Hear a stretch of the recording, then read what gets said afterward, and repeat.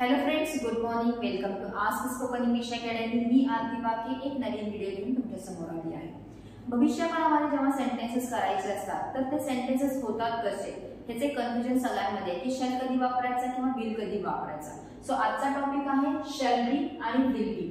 फक्त शॅल आणि विल नाही तर त्याच्यासोबत जेव्हा बी यूज केलं जाणार आहे तेव्हा ते सेंटेन्सेस कसे होतात ते आज आपण बघणार आहे. शॅल बी विल बी हे दोन्ही सुद्धा आपण फ्युचर फॉर्म्स मध्ये यूज करणार आहे. त्याचा अर्थ असेल किंवा असेल. जसा आपला सब्जेक्ट असणार आहे त्याप्रमाणे मराठीमध्ये एंड होणार आहे चेंज. जसं की मी असेल, तू असेल, तो असेल याप्रमाणे. जेव्हा आपण एखादा सेंटेन्स करत असतो तेव्हा आपल्याला कंपल्सरी सब्जेक्ट, वर्ब आणि ऑब्जेक्ट या फॉर्म्युल्यामध्ये सेंटेन्स करायचं असतं आणि ॲज अ वर्ब म्हणून ह्यांना आपण घेणार आहे शॅल बी विल बीला, जे की हेल्पिंग वर्ब्स आहेत. बरोबर आहे. तर जेव्हा भविष्यकाळामध्ये सेंटेन्सेस करायचे असतील तर तेव्हा कसे होतात ते बघूया. विथ प्रोनाउन ह्याच्यामध्ये शॅल आणि विल हे अनेक वचन एकवचन याप्रमाणे वापरलं जात नाही.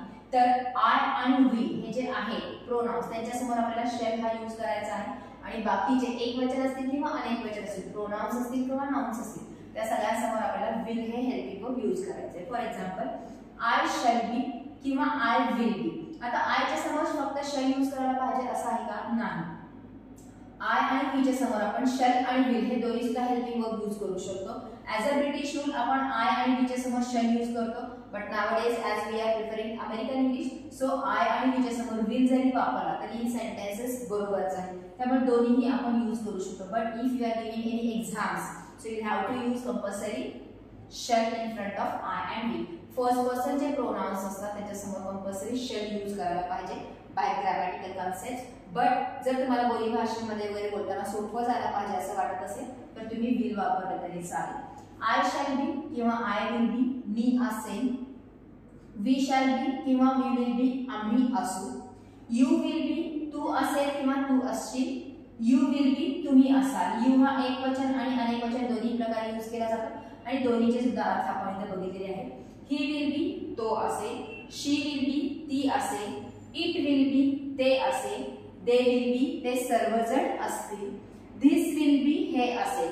धिस नंतर डायरेक्टली आपण बी चे फॉर्म यूज करू शकतो. इवन धिस नंतर आपण एखादा प्रॉपर नाउन यूज केला तरी सुद्धा सेंटेन्स होऊ शकतं. जसे की this class will be, this girl will be, this chair will be असं घेतलं तरी चालेल. दीज विल बी हे असतील. अगेन दीच्या नंतर प्रॉपर नाउन यूज केला तरी सेंटेन्स होऊ शकतं. दॅट विल बी ते असेल. Same goes with that and those. Those will be ते असेल. Means this, these, that, those हे जे चार प्रोनाउन्स आहेत डेमॉन्स्ट्रेटिव्ह प्रोनाउन्स आहेत त्यांच्यासमोर आपण विल बी डायरेक्टली यूज करू शकतो किंवा त्यांच्यानंतर कोणताही प्रॉपर नाउन यूज करून सुद्धा आपण काय करू शकतो सेंटेन्स करू शकतो. धिस आणि दॅट हे एक वचन आहे त्यामुळे त्यांच्यासमोर एक वचनीच प्रॉपर नाउन येणं गरजेचं आहे आणि दीज आणि दोज हे अनेक वचन आहे त्यामुळे त्यांच्यासमोर अनेक वचनीच प्रोनाउन येणं गरजेचं. जसं these boys will be, those chairs will be या अर्थाने. आता विल बी नंतर काय यूज करायचा हा प्रश्न पडला असेल.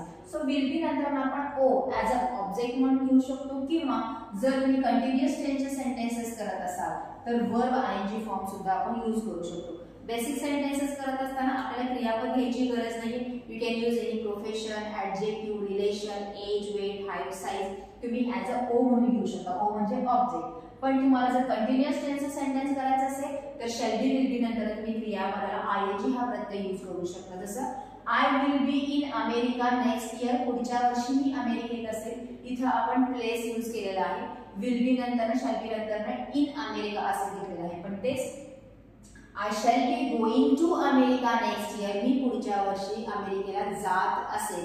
ह्याच्यामध्ये आपण गोइंग हा शब्द यूज केलेला म्हणजे तो फ्युचर कंटिन्युअस टेन्सचा सेंटेन्स केलेला आहे. आयदर ओ और वी आयएनजी दोन्ही तुम्ही यूज करू शकता. हे झालं प्रोनाउनच्या संदर्भात. What about the nouns? जेव्हा प्रॉपर नाउन्स असतात तेव्हा तुम्ही त्याच्या सगळ्यांसमोर कंपल्सरी विल हे हेल्पिंग वर्ब यूज करायचं आहे. शॅल नाही. शॅल हा प्रॉपरली कंपल्सरी आय आणि वीच्या समोरच यूज केला जाणार आहे. जसं मोबाईल विल बी मोबाईल असेल. माय फ्रेंड्स विल बी माझे मित्र असतील. एक्झाम विल बी परीक्षा असेल. प्लेयर्स विल बी खेळाडू असतील.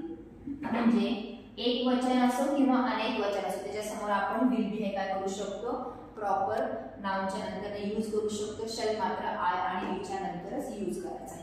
हे फक्त काय आहे, बेस आहे की जर एखादा सेंटेन्स करायचा झाला फ्युचर मध्ये ते पण बी प्रत्यय यूज करून तर त्याचा अर्थ काय होतो आणि त्याच्यानंतर आपण काय यूज करू शकतो हे सांगायचं. सेंटेन्सेसची प्रॅक्टिस तर तुम्हालाच करायचं आहे. एकदा फक्त ओ यूज करून सेंटेन्सेस करा, एकदा फक्त क्रियापदाचे आयएनजी म्हणजे फ्युचर कंटिन्युअस टेन्सचे सेंटेन्सेसचा प्रॅक्टिस करा आणि त्याच्यानंतर तुम्हाला त्याच्यामध्ये फरक पडेल जेव्हा त्याचं मराठीमध्ये आपण ट्रान्सलेशन करू. हे सेंटेन्सेस करत असताना खूप इझी जाणार आहे if you follow such thing. जे काही सांगितले जसं की ओ तर यूज करा किंवा वर्ब आयएनजी हे जरी तुम्ही व्यवस्थित यूज केला तरी पण तुम्हाला काय होणार की सेंटेन्सेस कसे होणार आहेत ते कळणार आहे. सो प्रॅक्टिसेस तुम्हाला करायचे. So this is for today. पुढच्या व्हिडिओमध्ये आपण परत पुढे बघूया की कोणते टॉपिक आपण करू शकतो. थँक्यू.